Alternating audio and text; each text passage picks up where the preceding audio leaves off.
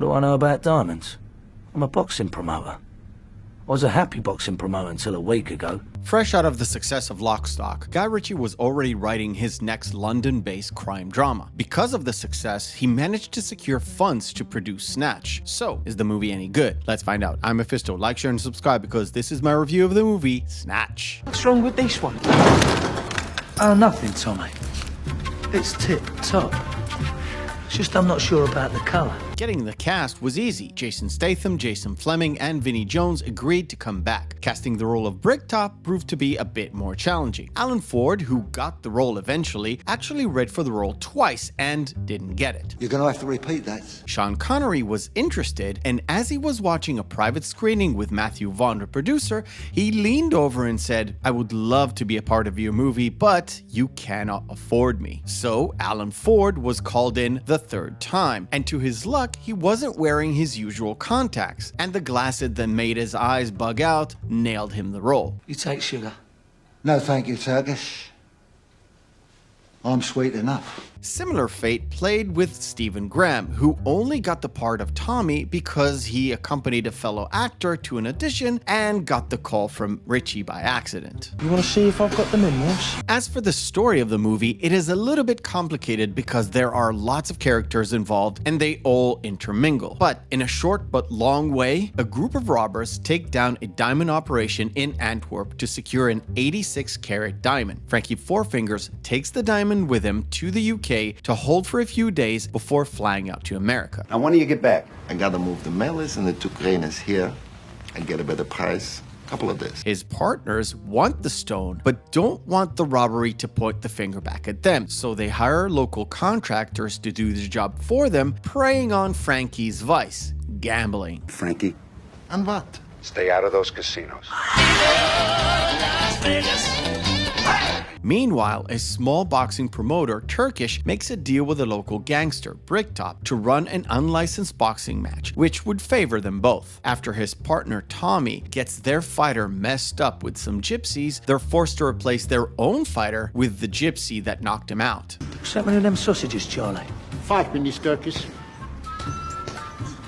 It was 2 minutes 5 minutes ago. How do all these characters fit together and complete the entire story, you might ask? Well, this is why you should watch this movie. So what should I call you? Should I call you, Bullet, Tooth? You can call me Susan if it makes you happy. Snatch is a little bit more than your typical crime drama. It's in fact a crime dark comedy, where the comedic moments are sometimes outright hilarious and sometimes it's accidental or due to the performance of the actors, just in the case of Brad Pitt. The stylish house frame furniture and scar cushions with matching shark pie cover. Pitt really liked Lock, Stock, and Two Smoking Barrels and requested Ritchie to find a role for him. Ritchie was a little bit starstruck and accepted the offer and realized that A, he didn't have a role for Brad Pitt to play, and most importantly B, he can't do the London accent, which was more important actually. So Ritchie wrote the role of Mickey the Gypsy especially for Brad Pitt, incorporating him into the story and making his accent confusing. It's not Irish.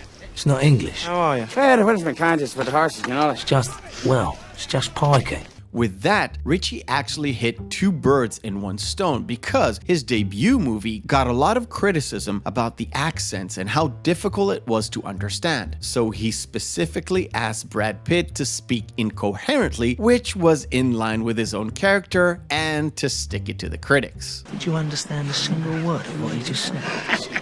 My personal favorite character, despite of Brad Pitt's awesome portrayal, is still Turkish, played by Jason Statham. His sarcastic self keeps the whole story together, even in the moments where he's not even there. All the other characters are insanely crazy, and he is the one that is the sane one. He is the most unassuming character, but he is well aware of his own position and tries to stay with his own lane, but can't do it because of other people around him keep affecting his well-being. Mainly Tommy, but also Bricktop. Who took the jam out of your donut? You took the fucking jam out of my donut, Tommy.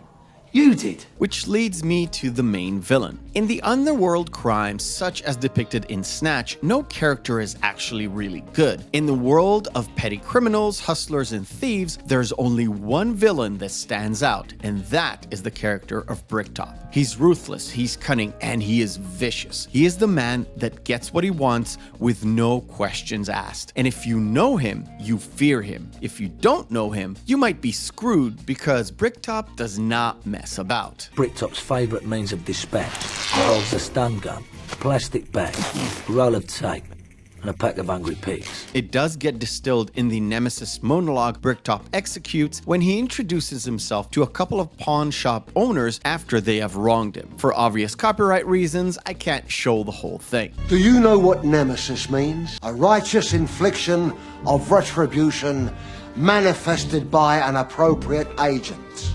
Snatch, like Ritchie's earlier work, is not told strictly linearly. Ritchie took a lot of inspiration from Reservoir Dogs and Pulp Fiction, but gave it his own British twist. And in Snatch, he also managed to outdo his previous work. Not in terms of the storytelling, but more with the style of editing, which had a lot of smash cuts and transition that helped the story flow much quicker and a lot more fun. Heavy! Shut up and sit down, you big bald f***. Like I said, this is a crime drama, but the humor is front and center. All the characters, through dialogue mostly, but also physical comedy, have comedic moments. Some are absurd, some are crazy, but all serve to keep the story chugging along. Everyone is after the simple MacGuffin of the 86-carat diamond, and everyone gets into situations that normal people do not run into because they're all criminals. The simplest example I have, without ruining the entire story, is Tyrone, the getaway driver. I thought you said he was a getaway driver.